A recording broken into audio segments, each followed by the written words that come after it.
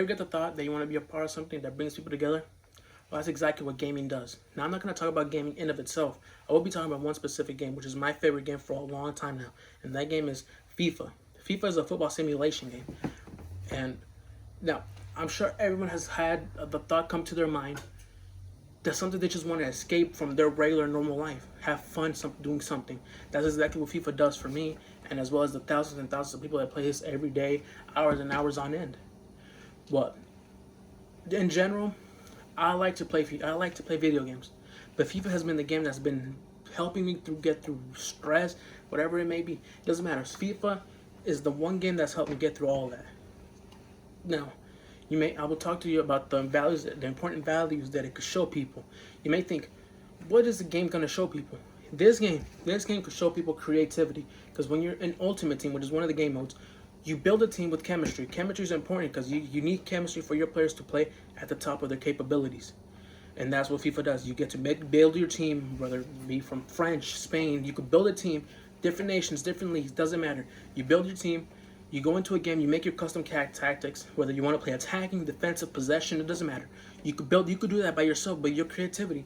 And also, when you're playing the game, when you're making your plays to score a goal, that's when your creativity also kicks in, because you either want to dribble around the defense, pass around the defense, doesn't matter. Maybe you just want to shoot a screamer from outside the box. You do that. That's your creativity coming into your head. You do all that when it comes to this game. Also, this game also teaches people the important value of respect. Let's say you go into an online game. You're facing somebody from your region or from around the world. Doesn't matter.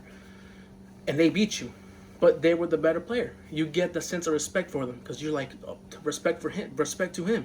He was the better player, him or her, wherever it may be.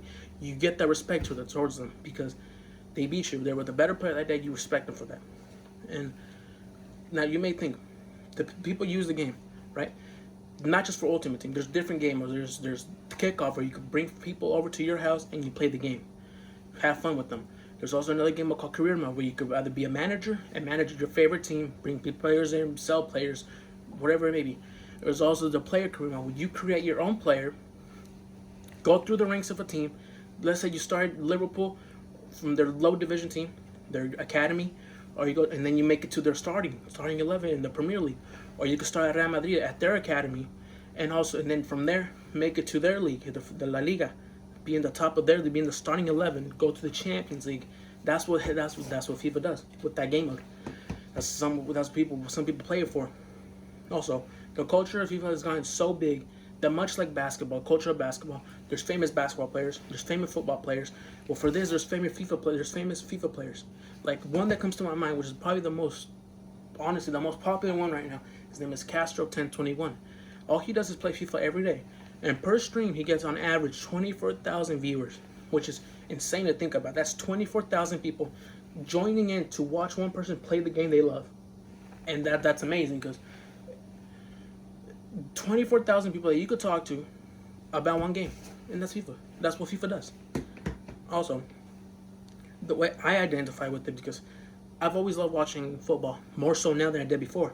What FIFA does is it allows me to play players from the past, favorite players from the past, or my favorite players now, like Cristiano Ronaldo, or Neymar, or even this player right here, his name is Kylian Mbappe. I could play with him. I could play with Lionel Messi. I could play with past players, like icons, like Ronaldinho. There was one day I had it last year. He's Mexican. His name is Hugo Sanchez, and I played with him because I'm Mexican, and it gives you that sense of joy, of pride for your country, because you see somebody from your country that made it so big, they added him into a game that you can play with. That's to me, that's amazing. Also, what FIFA does is it gives you the sense of having a second family. Because like I said, let's say you go to Castro's stream, you have 23,000 other people, or 24, doesn't matter, other people ready, willing to talk to you about FIFA. Whatever they want to see added into the game, players they want to see added, tactics, plays, it doesn't matter. You talk about one thing that brings you all together, and that's FIFA. Also, you may think when playing this game, you're just playing competitive. That's not the case. That's really not the case, because there's different game modes where you could have fun. Like the kickoff mode, you can bring people over to your house. You're having fun with them. You're playing the game you love. You go online, you play with your friends online, you're having fun, they use their team, you use your team, you're having fun.